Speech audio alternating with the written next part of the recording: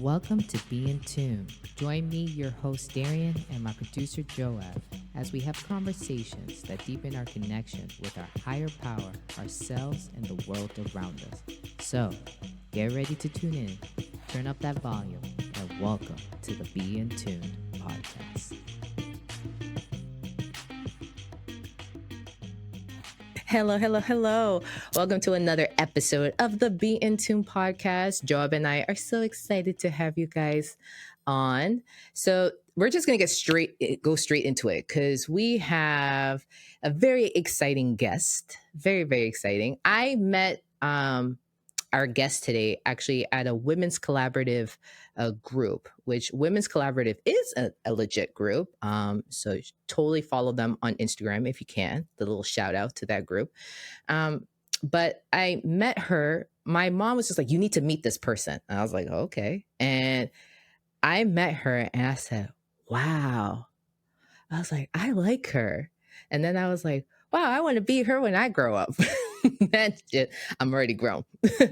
But what really, really attracted me to this person was like just her drive and her determination. And I love the passion that she has. So I'm just going to just give you just a quick little just intro on who she is. We have Keyla with us, and it's so exciting to have her on. And I'm going to read her nonprofit's like mission statement, and this is going to kind of give you a nice introduction on what we're going to talk about today. And Kayla's going to give us her story. So, Connecting the Pieces is the name of her nonprofit, and their mission statement is empowering communities for change. Right. So Connecting Pieces is to improve the lives of those impacted by gastrointestinal disorders, gastrointestinal cancers, and ostomies. So we're going to get into really like the medical side of things. So let me stop talking. Let's just hear from her. So without further ado, let's welcome Keyla Ire.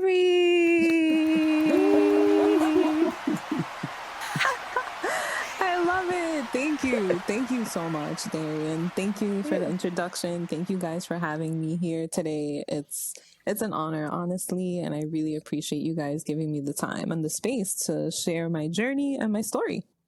Yeah, girl, first of all, the honor is ours, right? Thank you for fitting us into your very busy schedule. We appreciate it. And yes, go ahead. Just talk. Let the audience kind of hear what I heard when I spoke with you. Because Keyla, you really have a strong passion for the work that you do. And like I said, I was very attracted to that, and I really admire that, because when someone is trying to quote unquote change the world, right? You have like people who say like, oh, I want to just help the world, or right, or I just want to educate people and I just want to do this. And eventually they get kind of like, burnt out because things happen, right? Or tired, or the passion gets lost because there's a lot of like adversity, right? That happens. And I imagine you probably experienced some of that. But when I spoke to you that day at Women's Collaborative, first of all, you were like, you and I need to talk because I think you and I could collaborate. I said, okay, hi, just met you, but okay, tell me more. But that passion in you is like, it's just that fire. It doesn't look like it's burning out anytime soon. That fire that's like lit in you, it's holding strong.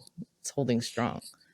Thank you. Yeah. Thank you. I feel like I don't even remember me telling you like we need to collab.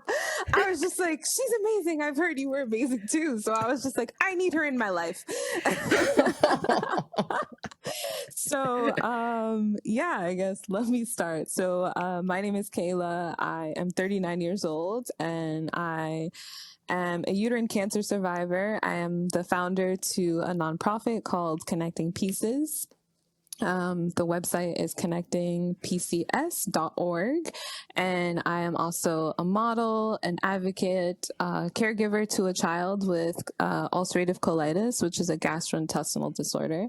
And I also have Crohn's disease, which is the sister to ulcerative colitis. And I've had that for 12 years. So I use all of my platforms, all of my businesses to basically advocate, educate, raise awareness and just improve the lives of people in our community, because it's not just the community that's impacted. Like, I'm impacted and my family's impacted firsthand as well. And so that's kind of where this all started. When did you get diagnosed with like the uterine cancer? Like how, if you don't mind going to that, Yeah. of course, like I told you before, like share what you want to share, right? Yeah, no, I pretty much, I have no issues sharing any of this and my journey. So I'm going to kind of actually just like backtrack. So, my parents are from Dominican Republic. They all of my family still lives in Dominican Republic. They're the only ones pretty much that kind of came to the US. And so they came to the US, didn't speak a lick of English, and they ended up having us here. And they have this child who starts complaining about stomach pains and starts having lots of constipation, lots of like stomach issues. And they bring me to the doctor all the time, and the doctors are like, oh, she's fine, like she's fine. The way that we were raised was to not question doctors, right? Not question people in authority, because they know what's best. They're the professionals. And so for years I suffered, and I just thought it was normal. I thought having a stomach ache and not going to the bathroom 3 or 4 days or passing blood when you go to the bathroom was normal. And so it wasn't until my late 20s, after I had my son, as you guys know, when women have a baby, their bodies change. And so that kind of like triggered the disease worse for me.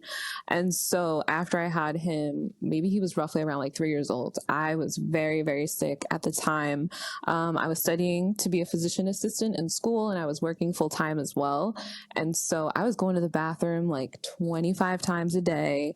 I was working in GI with pediatric GI kids actually when I was diagnosed. And so I didn't think, like, I saw the kids. I was just like, oh no, this can't be me. Like, I can't have that disease as well, even though I was seeing it every day.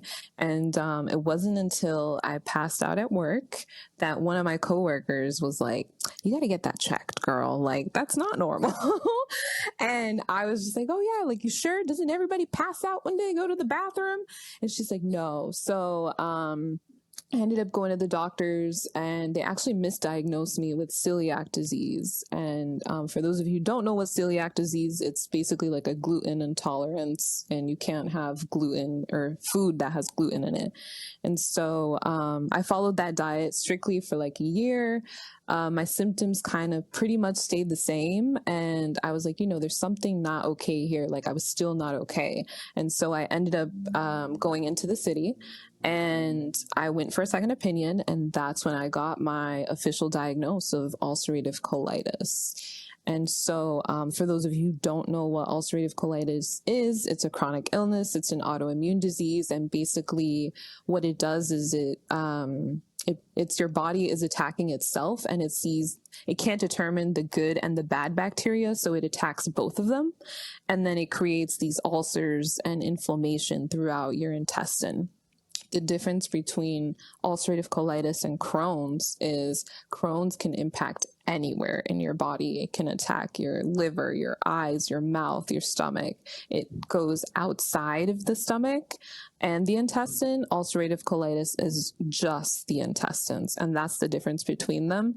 Both are the same sort of battles, and that's why they call them like sister and brother. But treatments are the same, but they're also, the gravity of them is very different. And so originally they diagnosed me with ulcerative colitis, and it wasn't until 3 years actually ago that I got my diagnosis changed again to Crohn's disease. Wow. I know that was a lot too. You're good. And just know that I can be very transparent in my face. Like, wow. First of all, I love that I didn't love that you experienced this, but you did touch on a very important point here, the cultural aspect, right? Like, it's true, like in our cultures, for a lot of us, it's like you don't question the doctor, right? Or some of us come from cultures where like natural remedies, right? Or certain like basic things can help fix or help heal whatever it is that's ailing you, right? And so all those years, right, suffering, right? Did you ever have it like in the back of your head, like something's not right? Just something is not right, but I'm not going to question it, right? Because you know, I my parents, went got me checked out. Nothing really came out of it, right? And everything seems okay. But did you still have that little voice in the back of your head, or did you have that voice in the back of your head that was just like, something's just off? Yes, absolutely. Like every time I would go to the bathroom, like things that, like I said, I constantly would almost pass out all the time going to the bathroom because I was just in so much pain. So basically it would cause me to faint using the restroom. And I just thought it was normal. I thought it was everybody's normal. But internally I was like, this is not right. This is not right. And I'm really proud of myself that I've learned to advocate for myself, to not accept no as an answer, or that this is an answer, or this is going to be my quality of life for my future. I refuse to accept certain things because I'm like, life is too short, and I am going to try to make the best out of it. And it might look different for me than for you guys, but I also refuse to accept like, oh yeah, I'm going to be in pain all day, or I have to take this medication that's going to cause this, or whatever the case is. All about like improving my quality of life to the best of my ability. And I imagine that's something that you try to educate people on, right? Or encourage people to do. Like, just don't take this answer. Make sure you get a second opinion. And if something feels off, go ahead and advocate for yourself. Yes, absolutely. And the more that I work in the space, like I learn the gaps. I worked in the healthcare field for so long, like I see the gaps as a patient, as a caregiver, as working in the healthcare field. I see the stigma. I see the need, there. And that's a big reason why I started connecting pieces. It was after my son was diagnosed 3 years ago with the disease. I see the difference with pediatric care, adult care. I mean, I know we're adults, right? We should know better, but there's actually a lot that we don't know about this disease. When they told me the diagnosis, the doctor never told me this was a lifelong disease and that there's no cure. I just thought that I was going to take a pill like the flu and it was going to be done and over with. And so I've had to definitely learn to adjust my life. It doesn't just impact me. It's like a domino effect. It impacts my entire family. Like if Josiah, my son, needs to fast, we're all going to fast with him. I'm not going to let my kid, I'm not going to eat in front of my kid, or I'm not going to let him be starving and, go through that by himself, because I just see it like better together. Yeah. And it impacts all of us. Yeah. So when you got your diagnosis of ulcerative colitis, is that what you said? They didn't tell you that this was going to be a lifelong thing? Like how did you not get that? You didn't even get a piece of paper that said that this is going to be a lifelong thing, not a pamphlet? Yeah, brochure about. Wow. And I'm one of many, and the more I advocate in the space and like have volunteered with other nonprofits, I am one of so many, and it breaks my heart. And that's exactly why I advocate so hard, because I've seen it firsthand. I've dealt it firsthand. I've been in the emergency room, admitted, just everything, surgery, all of it. I've gone through it all, and I want to make it better. Now, like I said, my family's directly impacted. Like I've seen it firsthand, and I know that we can do better. I just know. I mean, you're a healthcare worker, so you've seen, I'm sure, lots of gaps, anything from like barriers to getting my medication. I've ran into extremely high copays.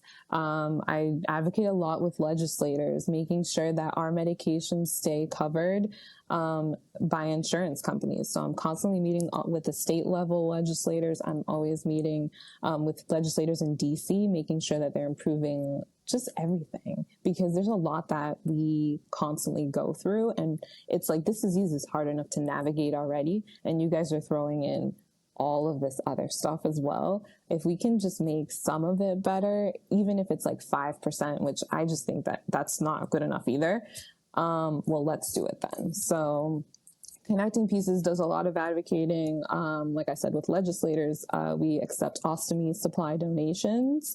Ostomy supplies, sometimes patients, like I know for myself, I don't get enough supplies monthly, so I have to resort to paying for some of them out of pocket.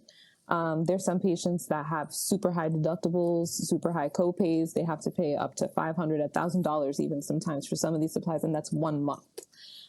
For my son's medication, I've had to pay $1,000 for a 1 month supply of his medication. And we are a family that has 2 chronically sick people.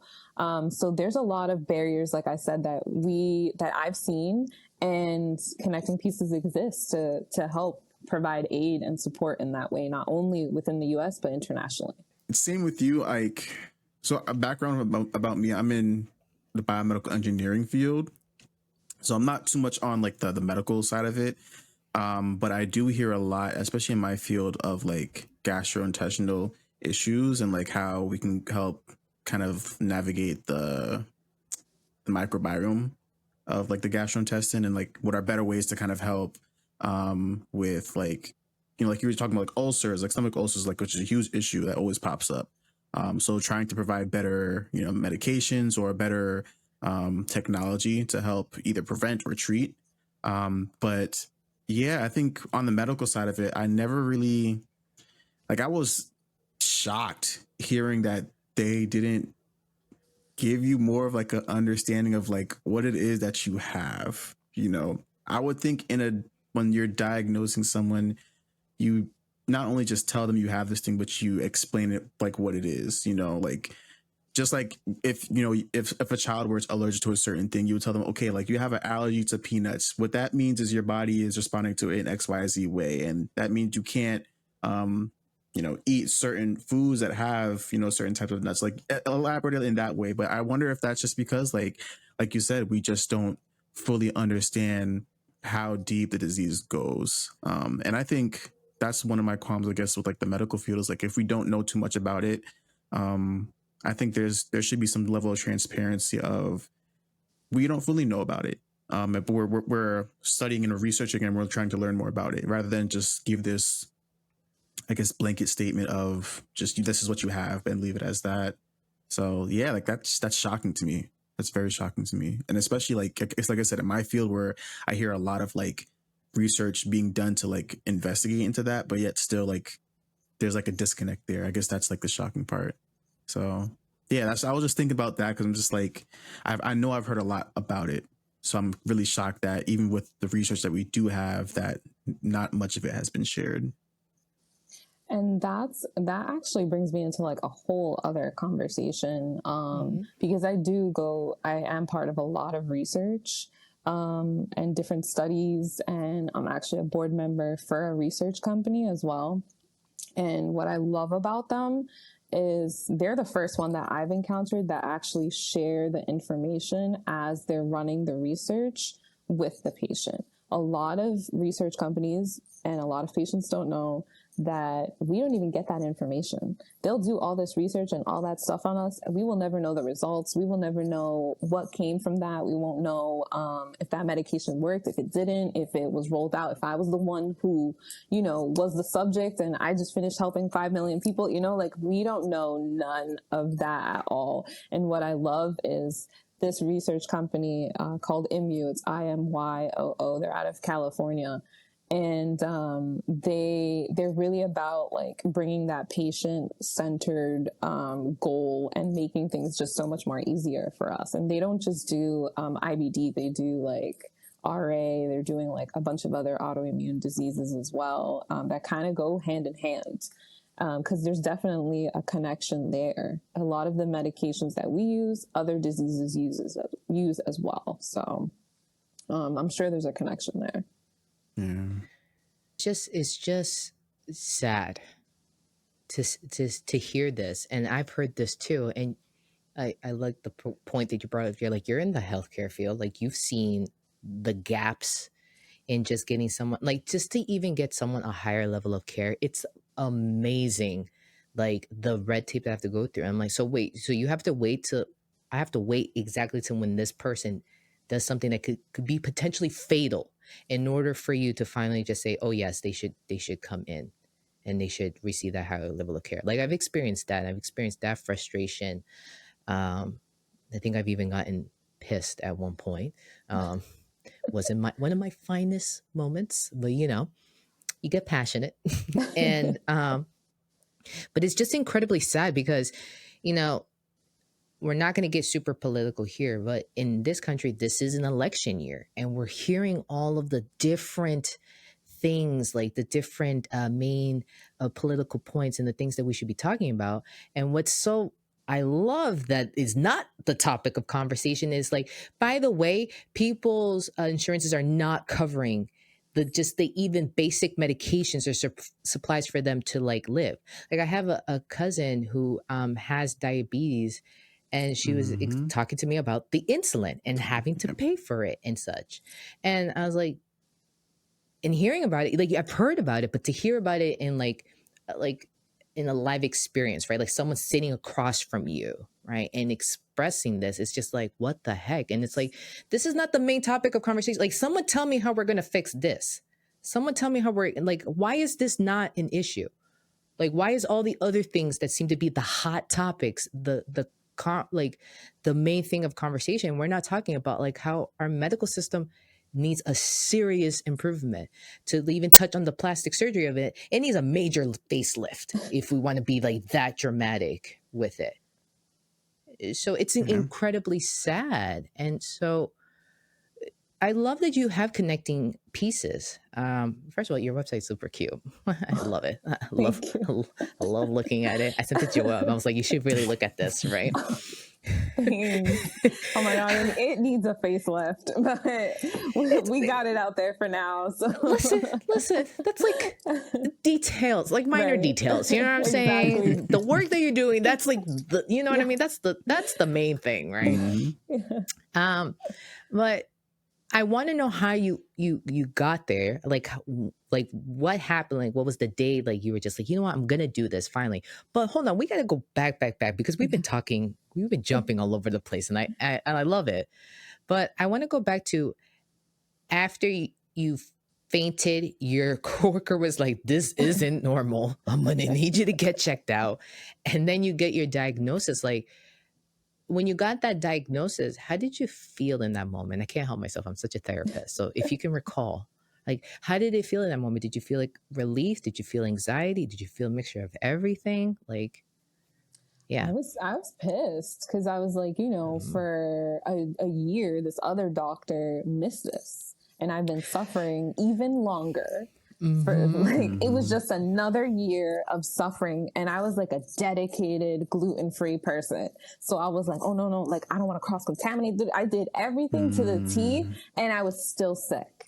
So it was so discouraging because I was like, I'm doing everything correct, doctor. Why is this not working? But it was also that I didn't even have the right diagnosis. So at first, once I got past the anger, I was like, I'm going to study this like an SAT exam. I went to Google, and I don't recommend this to anybody. I was like, what can I know about this?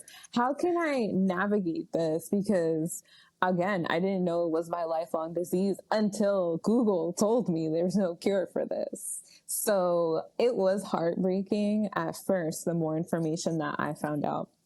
Even though I worked in that field, and then at the time I had to learn to like shift my career because I was just so sick. I couldn't continue working in that same field. It became too much. So it was very, I'm going to say, dark in the beginning because I had to go with the roller coaster ride. I always call this a roller coaster ride that I never decided to jump on.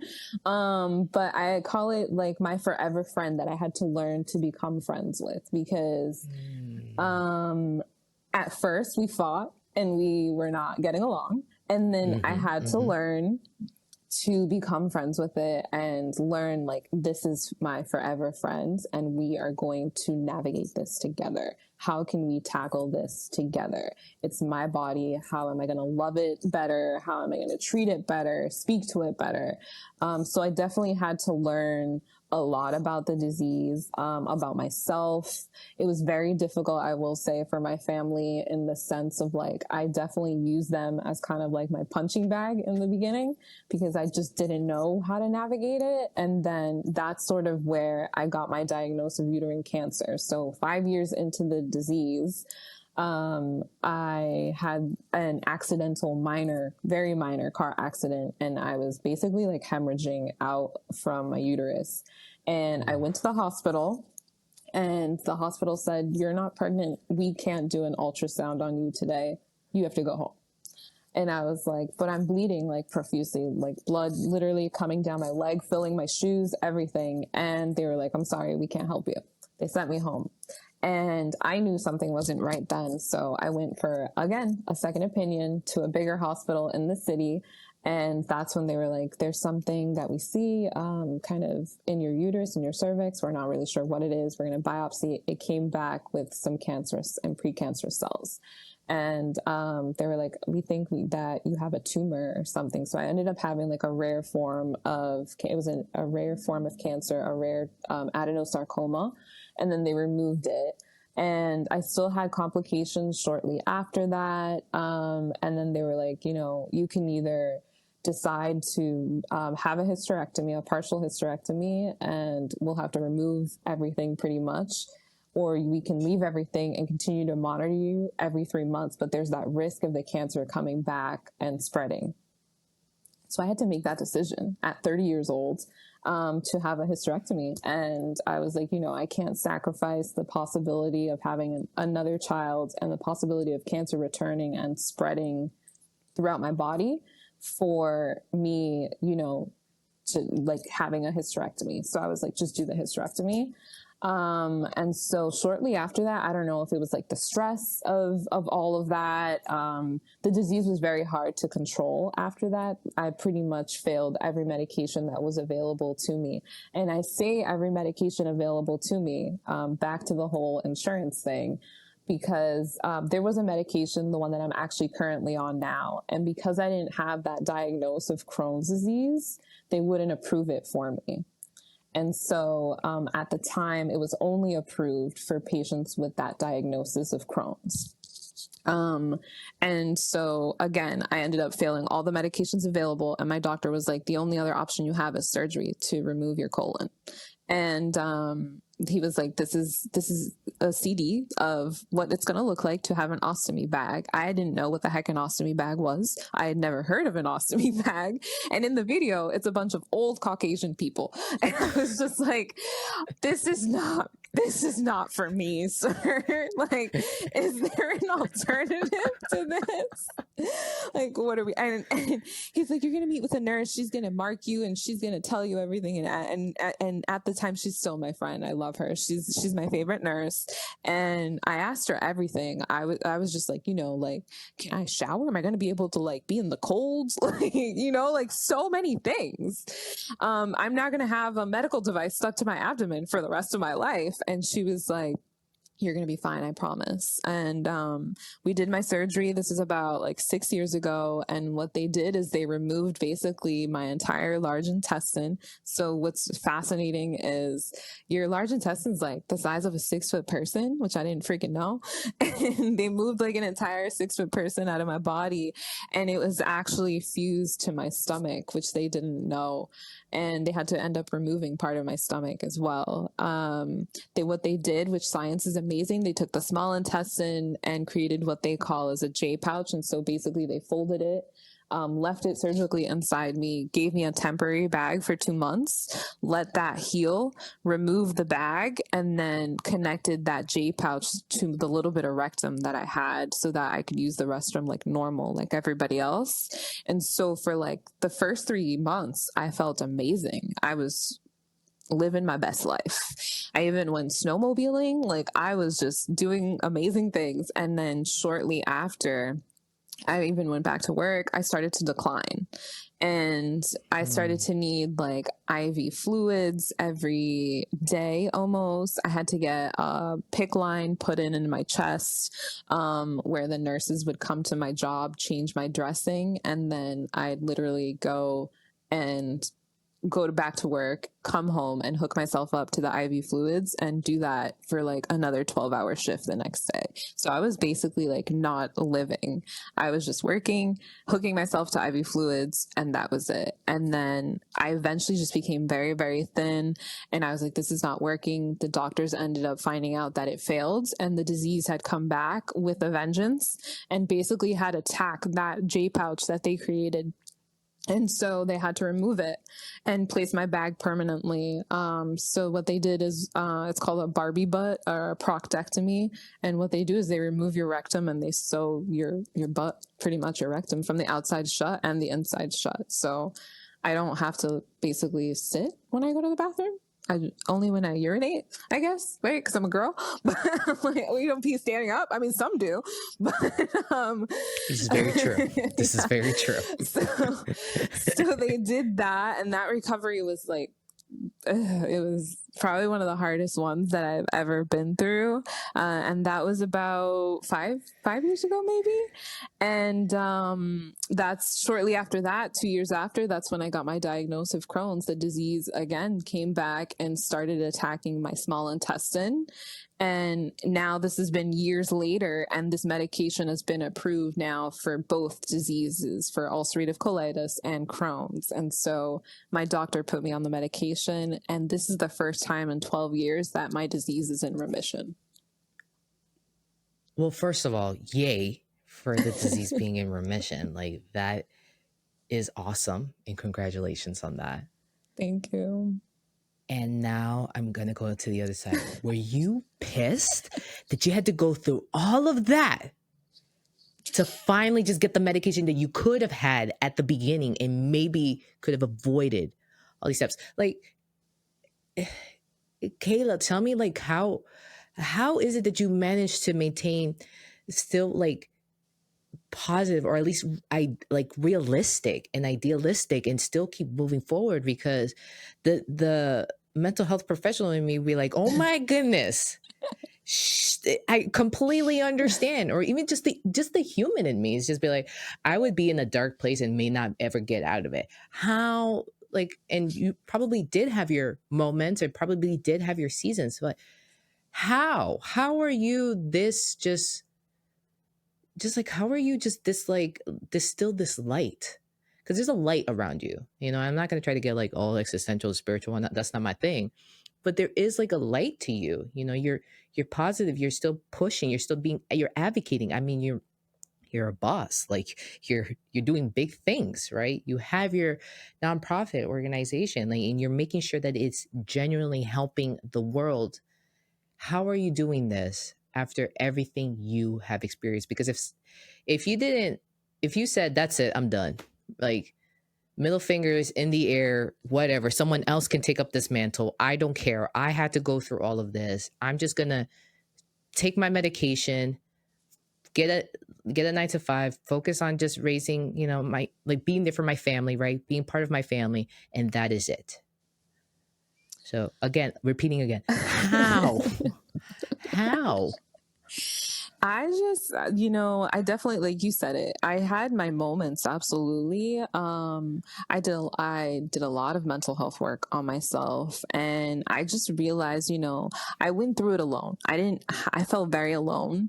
And I started sharing my journey on social media. And I think I don't want to say I'm an influencer because I hate that word. And I'm also way too old for that. But I think, okay, girl. Okay. First of all, you're 39. Like, relax. No one's going to call the retirement home, okay? I feel old.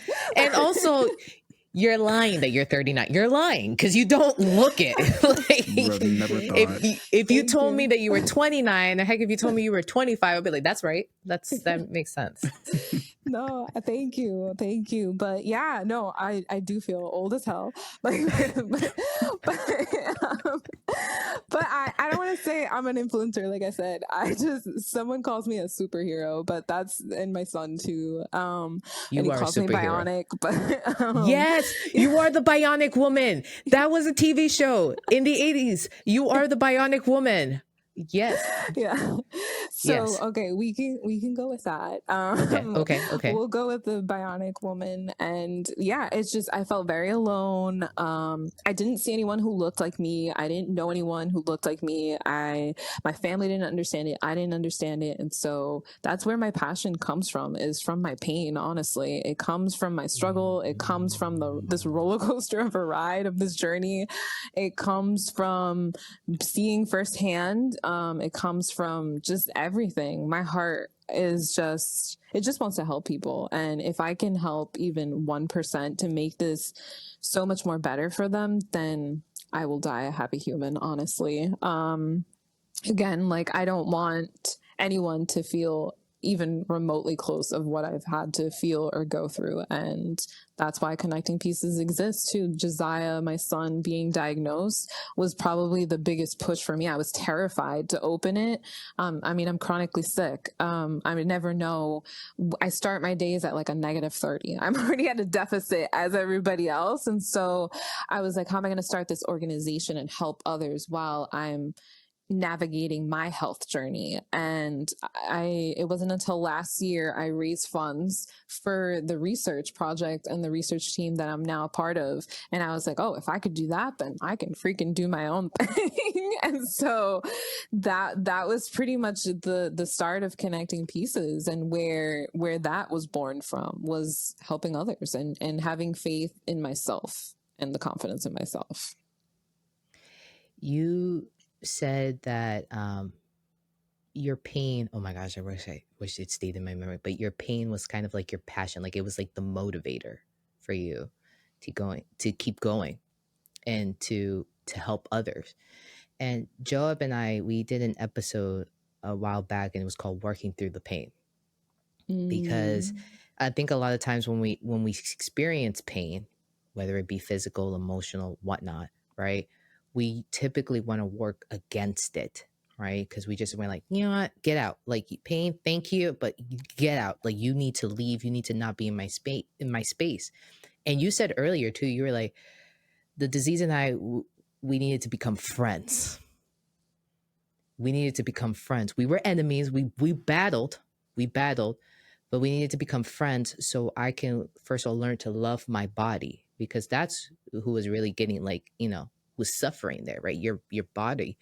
So that just, when you said that, and you said that your pain was kind of like that push, that motivator, it just reminded me of that episode, like working through the pain. Like we need to learn as humans.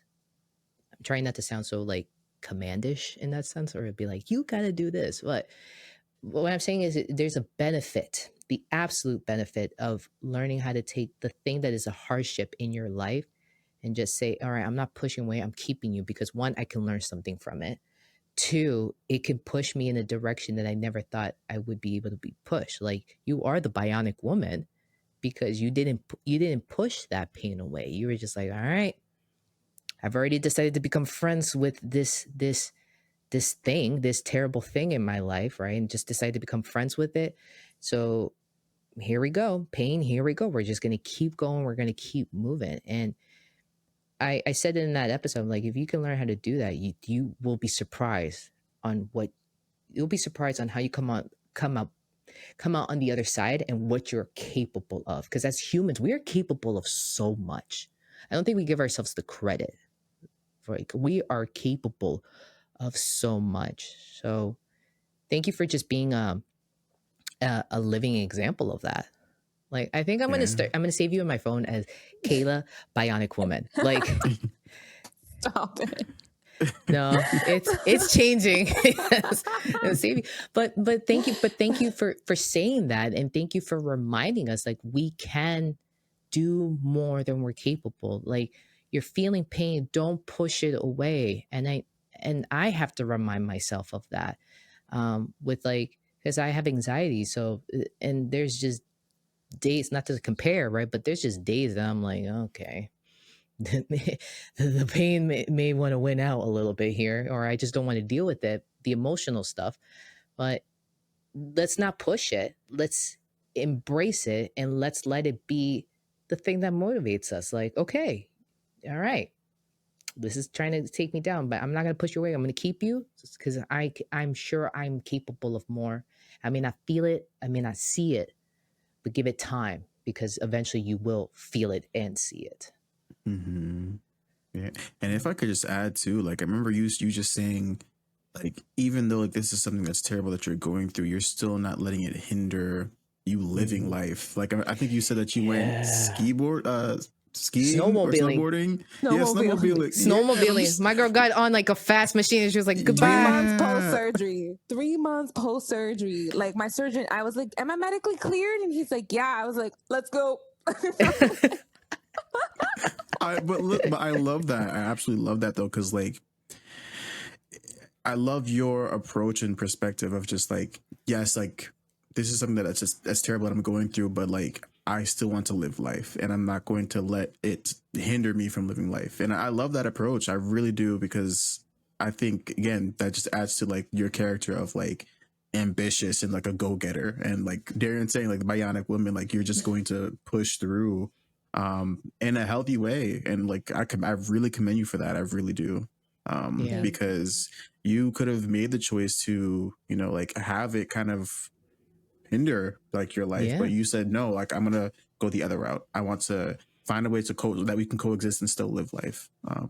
And I really can appreciate that, really, because that's, and like really want to give you your flowers, because that's not something light at all. So that is a true definition of acceptance, if I may just add that too. Like you accepted it. And acceptance, as I like to tell people, is like it's not that you like or disapprove of something. You're just acknowledging what is. You're seeing reality for what it is.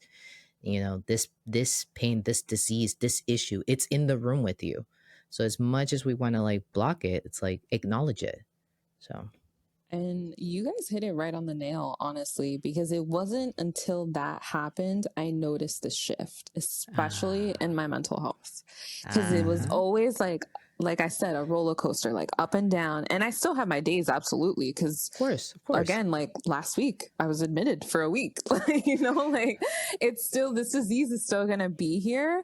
But I still worked while I was admitted. Like I still rested. I still made things happen because I'm still learning, like, this disease is going to always be here, right? There's no cure. And even though I'm in remission and I feel pretty good compared to what I have previously, it's still going to impact me day to day. And I have to learn to live with it. I have to learn this. My days are just going to look different than Darian's. They're going to look different than yours. You know, it's going to look different than the mom next door or another IBD patient. And I definitely had to learn that. And in sharing my story in social media and finding my community too, I pour a lot of my heart out, especially in my posts. They're very, it's like my online journal, I think I call it.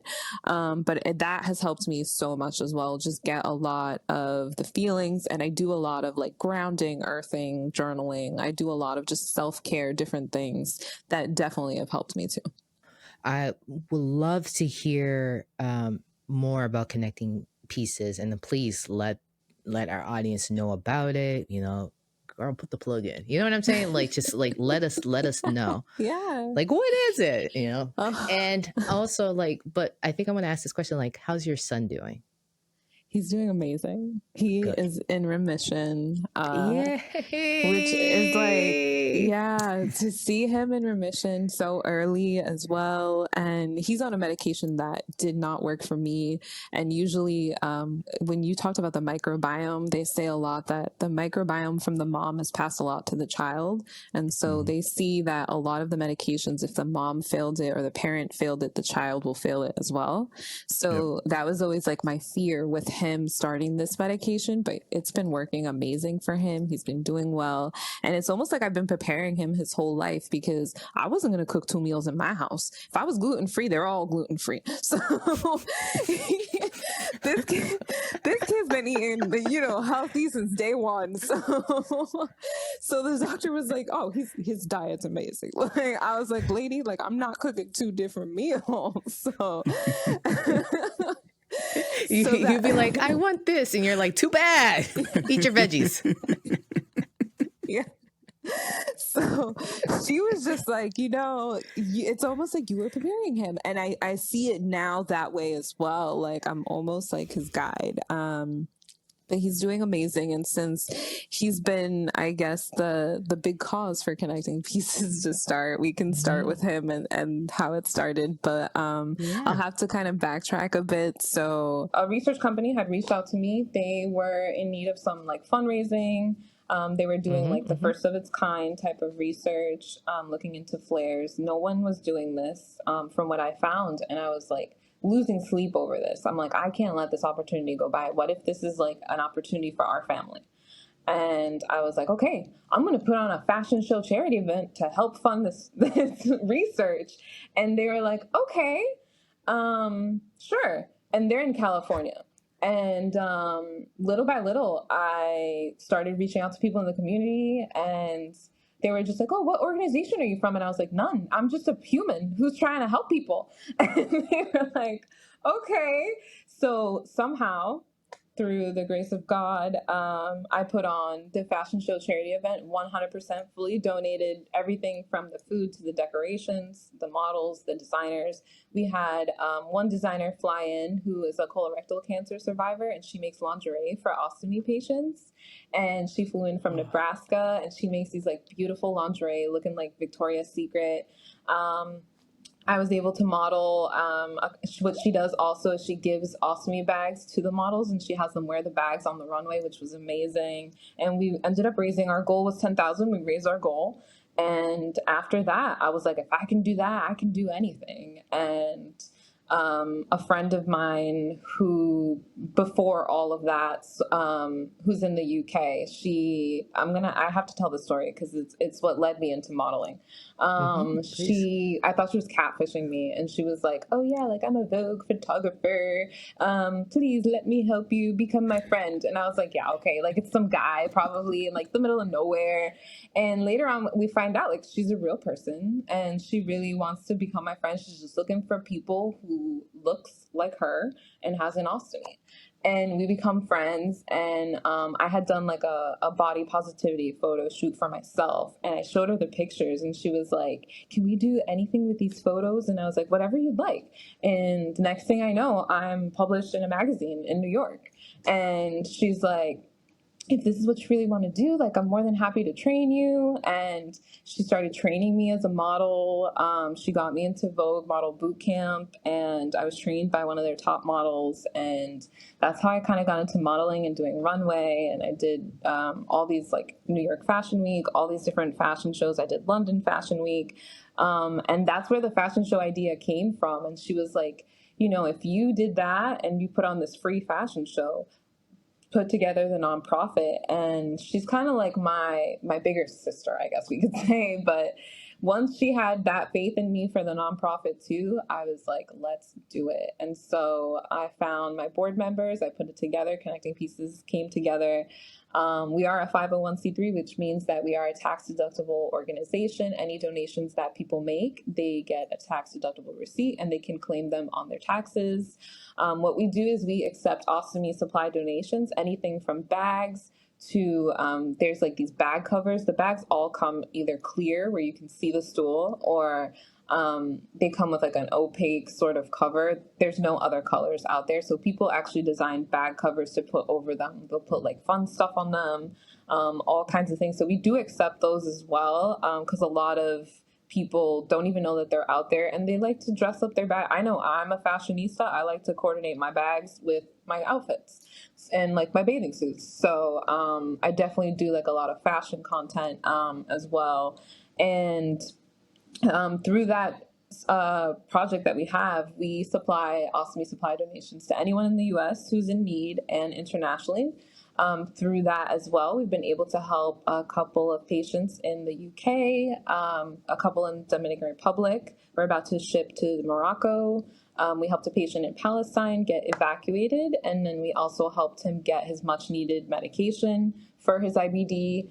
And we are planning a medical mission to go to Egypt and help at least 50 patients. So in the next coming months, we're trying to plan to be able to supply them with a 3-month supply of bags and do a teaching for them as well. So that's something that we're going to be rolling out. A couple other projects that we do is our art expression class, where it's just a space where we can use any kind of art. You don't have to be an artist, any sorts of tools, modalities. We have one of our board members is a burlesque dancer, and she teaches burlesque. So we're going to kind of incorporate Nice. dance as well in these classes. And she's also an ostomy too. She's a colorectal cancer survivor. She's just so amazing. We've expanded, I guess, in like the last few weeks. There's so much work coming in, which is a blessing and amazing that I can't keep up with it. Our team is like internationally now. We have team members in Palestine and Egypt and Bangladesh. We have some in Florida, in the US, and California. We're just everywhere, and it's amazing to just get our team and volunteers and just all the help that we're doing. I'd say one more last project that we're doing is a cooking initiative. And so we're putting on like these virtual cooking classes. A lot of these things kind of go hand in hand. What you put in your body matters as well. And so what's healthy, I don't want to say healthy because what's healthy for me is going to look different for you. But the recipes and the classes are there with personal chefs that we've coordinated with here out of Massachusetts.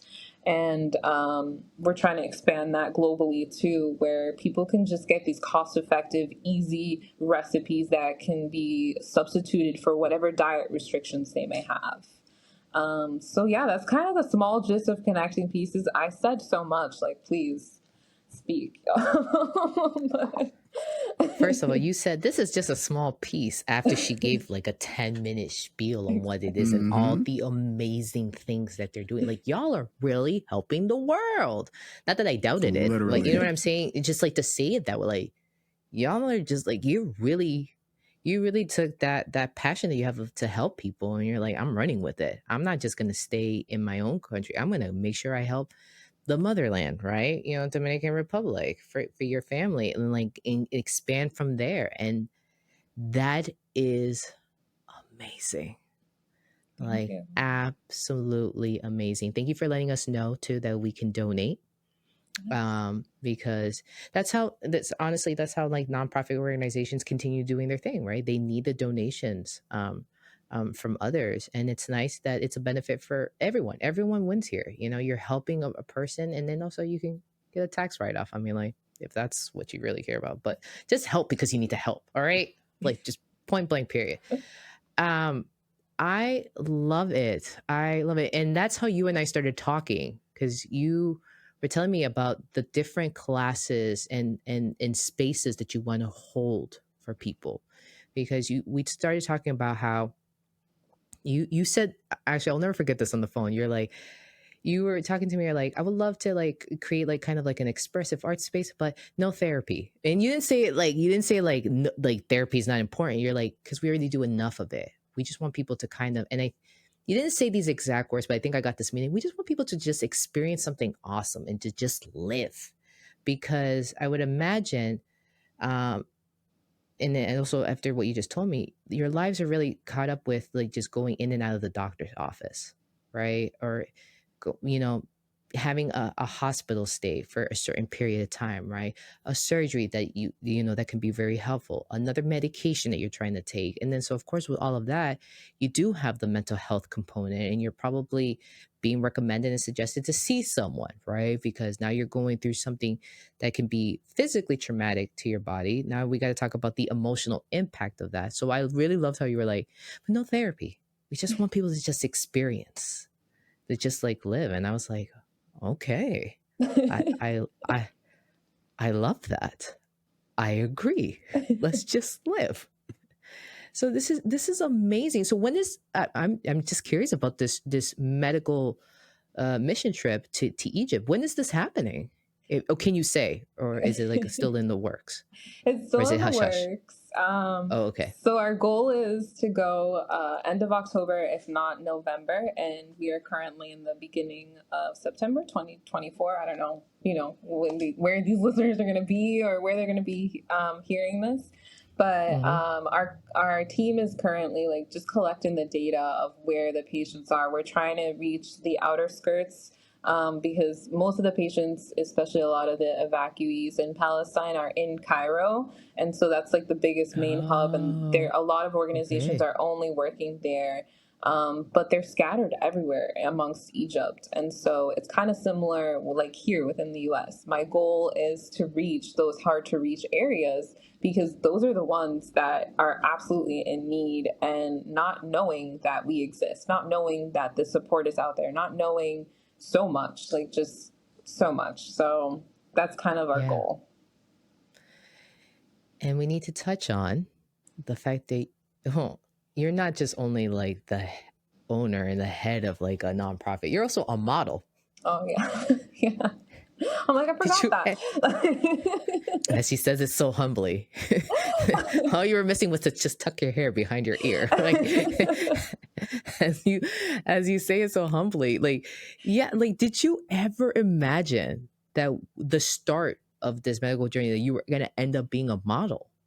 No, I still remember the day that I walked London Fashion Week and I was like about to sob right before going on the runway because I was just like, I've gone through so much. And even like changing in the dressing room amongst the other women, like you could see them kind of like, what is that? You know, like my looking at my bag and stuff like that. And I just did it like nothing. They treated me the same like any other model. I mean, there was obviously occasionally sometimes those one people or designers that I'd come across and then question my ability.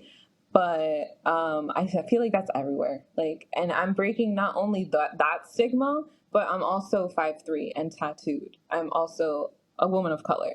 Like, there's a lot of things that work against me that I'm breaking those barriers and I've ran into. And I'm just here for it. I'm just like, if we can change the world and make it better for anyone, or if I'm encouraging anyone, like I'm here for it. Let's go. But like no, it's true. Like models are like stereotypically like a certain height, right? They have a certain physical appearance, right? Like what they have outwardly, right? Like the tattoo, like may it be hidden and may not it be so public, right? And then you also have like an ostomy bag too, that you're like, it's gonna have to work within the clothing that you give me. Like figure it out. I really like that attitude because you're pretty much telling the designers, figure it out. It's not my responsibility to kind of figure this out for you. So this is go ahead. Go ahead, Kayla. Go ahead. But no, this was a lot, but this was good. And like I said, like it's good for us humans to learn to step outside of our own experience and to kind of step into someone else's and like witness it. So I can't thank you enough from the bottom of my heart. Like thank you so much for just sharing this with me and for you I felt called out in a sense, and I know that that wasn't your intention. I'm sure you weren't like that was not a goal. I felt called out because it's like when you said my life is going to look different from Darian's life and like different from Joab's life, and I have to accept that where I'm at. It's like it's so interesting and easy for us humans to just so be wrapped up in us and not think about what someone else is going and then not think about certain privileges or blessings or gratitude, like things that you got going for yourself. And I just you didn't do this intentionally, but thank you for calling me out. Like I appreciate it. Like seriously, like it was just so good for me and for my soul and for definitely someone who's in the mental health field to just have another experience, another moment of just like get outside of yourself and just sit and listen to someone else's experience and watch what you can receive and what you're going to learn and grow. And not only that, you're looking at humanity differently too. Because do we do that? Do we ever think about that? Like, do we ever look at the human that is across from us and just be there? And we need to do more of that. Like in this society, in this country right now. Now I'm gonna get a little bit on my soapbox. I'm so sorry. Like it's just get outside of yourselves. And I say this for those that are just so wrapped up in like not in just so deep in their pains, but those that are just like, no, I just only want to focus on me, and what I can get. And it's like, dude, you don't live in this planet by yourself. You don't live in this society by yourself. As much as you want to have certain privileges just for yourself, we're a community and we thrive better when we're together. And the one of the ways that we can thrive is by learning how to sit and get outside of ourselves and just experience just by listening what someone else is experiencing. So thank you, thank you, thank you for that. Thank you for giving me the space, because I don't know if you've noticed, I never talk at the women's group. I mean, I only went to one group, so that's right. but it's good. I never talk at the women's group, and I'm a facilitator. But it's almost like I've been through so much that whatever the women say, I can relate. And I also just feel like my stuff is very heavy. It's a lot, and I'm cool with just like not speaking and just enjoying the space and listening to other people's problems, because it makes me forget about mine. So if you're, I know when you go to the group and you see like Keyla doesn't speak, it's literally because of that reason. But I love it. I enjoy it. I enjoy the space, and thank you guys for giving me the space to share my story and my journey, and just respecting everything and just supporting me too. So thank you so much. I really appreciate it. Yeah, absolutely. 100%. I mean, listen, you have a friend in me. I mean, like seriously, like, and a support as well. So thank you. Yeah. I'm here for it, girl. I was gonna. Oh, you're so kind. I love texting you. First of all, it's like I get such love like through a text message. It's like even it's like hello, my love, and I was like, wow, I'm a love to someone. I am. I'm always just like, let's just like peace and love, everybody. Can we just all get along? For reals. Yeah. No, but like you definitely have a support in me. And I know like our schedules were just so busy. But this was good. This is a to be continued 100%, like on the pod, right? But also just like a to be continued, and us, knowing each other and our paths crossing for sure. Yeah. And the tissues are across from me. Oh no, go ahead, Keyla. I'm so sorry. No, you're fine. I was just gonna say thank you too for like the work that you're doing, like with your biomedical stuff. Yes, thank you. Yeah. Oh yeah. We need that. Yeah, for sure. But so funny. I was gonna say something similar to what Darren was saying about feeling called out. Again, I feel like you could say the very same thing for researchers and scientists in the biomedical or in the medical field, where like, yeah, we're so focused. I'm not going to say we are so focused, but we can be so focused in tunnel vision on just getting results, getting the data, that we miss that we also have to look out for the patient's well-being as well. Because in collecting the results, in collecting the data, like, again, we're working with the actual person, which I'm pretty sure when you're trying to submit, human trials for IRB approval, like they kind of like point to that. But, again, we're always focused on like, we have to rush to get the data results. So it kind of brings you back to what Darren was saying of like stepping outside of yourself, stepping outside of your research for a second, and just recognizing that you're still working with a person. Yes, you may be working with certain samples or certain cells from the person, but at the end of the day, you're still working with the person, and not losing sight of that. Like it's ongoing, of course, which is always going to be ongoing, but it's also very, very important. So I love that you touched on that. So thank you, for real. That was Keyla. She's 5'3". She's the Bionic woman. And she's freaking got this. And so do you. Remember, be in tune. Peace.